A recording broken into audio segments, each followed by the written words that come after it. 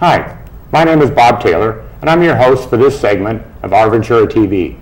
I'm here today with my guest, Leah Rickard from Arrow Child and Family Ministries.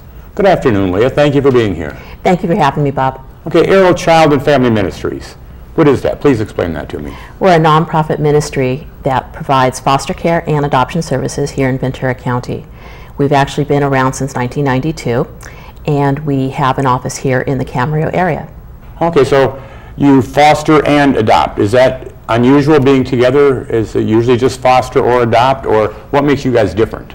Well, what makes us different is we're actually licensed to be a full adoption agency.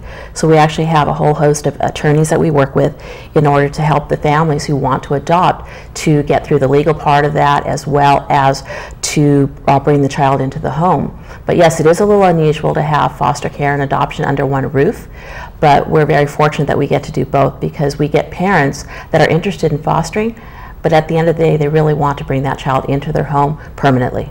Okay, now I've heard some horror stories.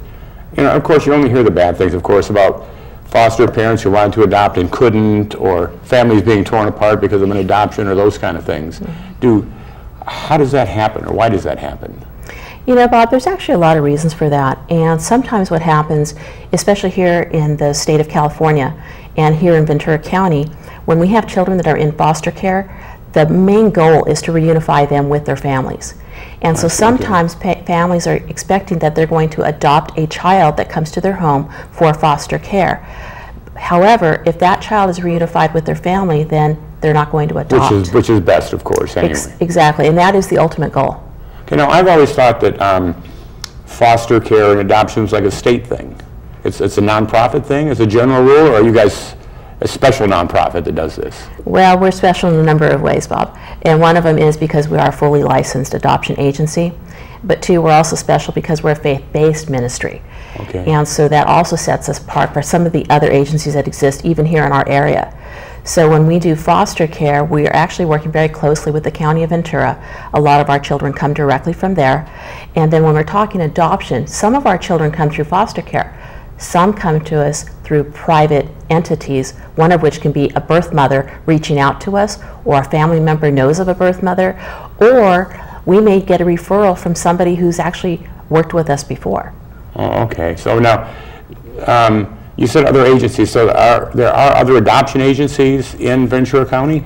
There are other agencies that do foster care and adoption here in the city of Ventura and in the county of Ventura as well. So if my wife and I decided we wanted to foster a child and maybe even work towards adoption a child, or wanted to get used to it, that kind of thing, there's a number of places we would call to say, hey, send me a kid? You could. Some people actually start off by It just seems kind of weird. You know, it's really interesting. It's not like shopping for a car, but in essence, you are looking for the best fit. So because there's different agencies that do this type of work, finding one that meets the needs of yourselves and your family, what is it that you're looking for? What's important to you? Right. So there are other agencies in the area. We're all working with Ventura County for the children. However, each agency has their own specialty. In our case, we're a faith-based organization, and two, we also provide one-on-one support with our families. Some of the other agencies cannot offer that because they have a large caseload. Our caseloads are relatively small, so when our families call us for support, we're actually able to pick up the phone, call them, reach out, go into their homes. We're actually on call 24 hours a day, at least once a month, each part of the staff, to where if something happens in the middle of the night or on a weekend, they still have access to us. So you're like an adoption agency on steroids. Yes, that's a good way of putting it, yes. So you do the counseling and everything that goes along with it. We do, and sometimes we have to, hold some hands, and sometimes we have to dry some tears and go into a crisis situation where maybe a child is acting up and the family has exhausted all means, not knowing what to do with that child. So we'll step in and offer our assistance. That assistance may be going over and offering some counseling with the family, talking to the child. It also might include other resources that are available in Ventura. Oh, which gives me my next question, collaboration. We have over 4,000 nonprofits in our little county, Leah, as you know. Yes. I mean, everything from Save the Cart Pony to, buying the dogs. I mean, we got 10 different groups in our county that are saving money for dogs for service known as PTSD. Yeah. That's right. That's right. So what groups do you work with that you can offer your services that come to you or that you go to for help and that come to you for help? Well, actually, there's several, and one of them is Child Hope. That was actually founded by a local family that came through us for foster care and eventually adopted. And they established Child Hope to provide families with extras, meaning kids come into this system. They don't always have clothing. They don't always have supplies. So if you have a newborn baby who comes to you and you're not equipped with diapers and formula and all that stuff, then what happens is Child Hope will provide those things for you. Oh, that is great, right? Because there's another group that I talked to one time that when like a house burns down, the Red Cross is there. They provide a bag to the kids, and it has like a blanket in it and a couple of little things, toothbrush and that kind of thing. So that's all they do is provide bags to people. And that's what we do. We also collaborate with Love Does Bags. They have a bag service also for children that come into foster care, and we work very closely with them. That bag contains in it clothing, toiletry items, a quilt. It will have a teddy bear or some other stuffed animal, because a lot of the kids that come into care don't always have their personal items with them. Sometimes they're removed abruptly to where they don't have time to pack, or maybe they're too young. And so therefore these organizations exist to kind of fill in the gaps. Okay, now do you, are kids appointed to you, like from the courts, if somebody's taken away, or do you get involved in that end, or is that more of a state thing? I know because there's been like drug babies and those kind of things that get taken away from parents until they can either straighten up their act or something. Are you involved in that end of it, or you're just more of a word of mouth kind of deal? Well, actually we work very closely with the County of Ventura. So they go out and do the investigations, they do the detention, so therefore they remove the children.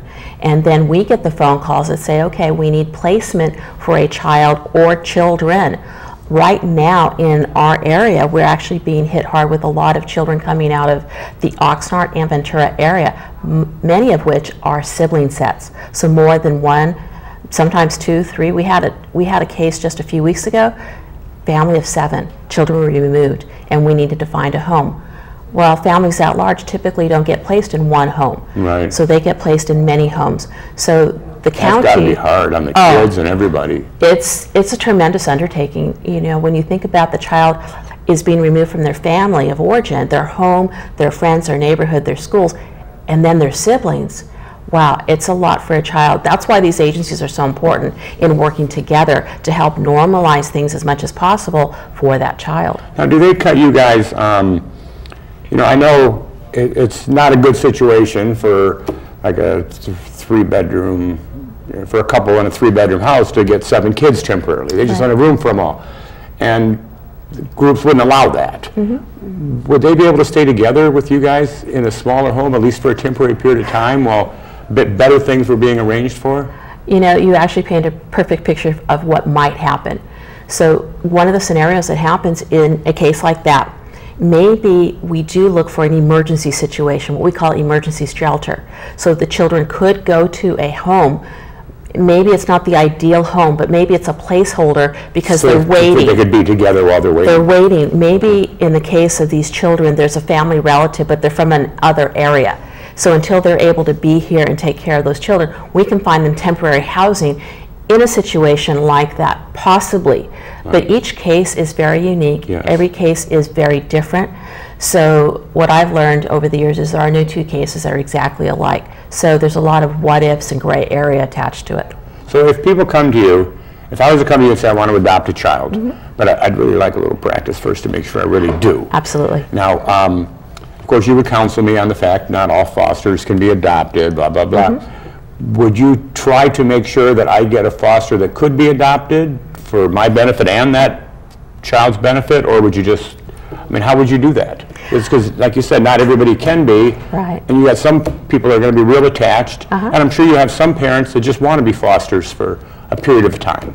You know, you bring up a really good point, because a lot of families start off with the idea that they're going to foster first, basically like training wheels, trying it out, seeing if bringing a child from another family into the home is really a good fit for them and their kids. Because a lot of our families already have children of their own. Right. So they're trying it out on maybe a trial basis. However, not all the children that we will place in your home will be adoptable. We may not know that at first. That might not come until later. Right. Are we going to do our best to meet what you desire? Absolutely. Are we going to be able to do it? Not every time. However, if you're willing to work with us, we're going to make every effort possible. And I can tell you from experience that we've had families come in to do foster care with the hopes of adopting, and once they've done foster care, that's all they want to do. They realize, wow, you know, these kids really need a chance. They need security, they need love, they need nurturing, so they come into these homes. And then their desire for adoption wanes because they really feel that they're fitting the need of that child at that time. So things do change for the parents as well. Right. Yeah, I knew a family that they were a foster family because all their older kids had moved out, and they were fostering kids and then adopting them, and then fostering and then adopting them. And they got to where they had 3 kids, and all of a sudden they had one for a year and they couldn't adopt him.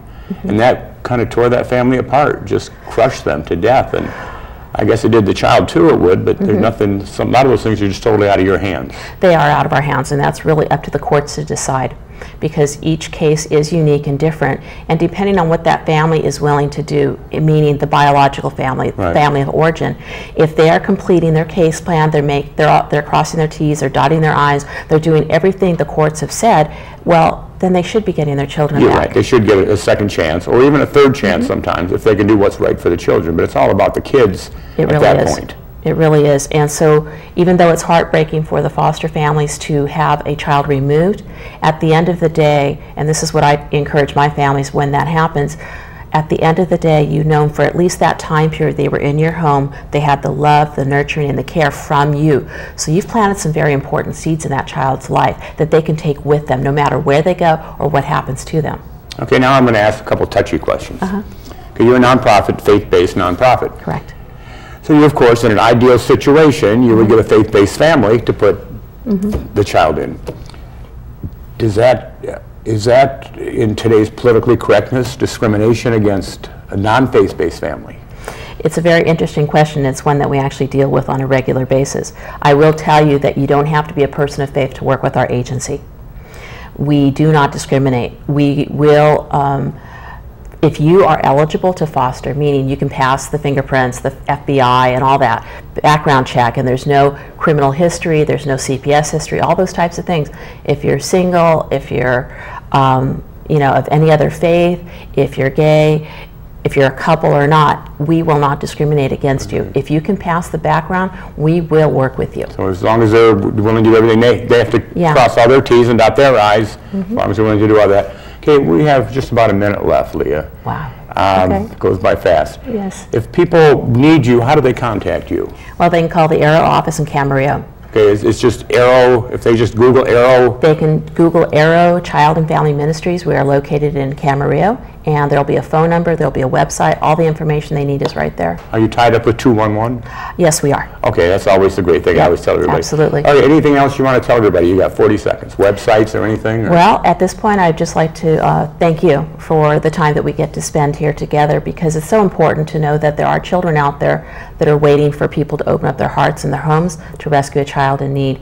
And look us up, Arrow Child and Family Ministries, arrow.org, and we'd be more than happy to work with you. Thanks for being with us today, Leah. Thanks, Bob. Yeah, my name is Bob Taylor. I've been your host today for this segment of Our Ventura TV. I've been here today with my guest, Leah Rickard, from Arrow Child and Family Ministries. Until next time, thank you very much.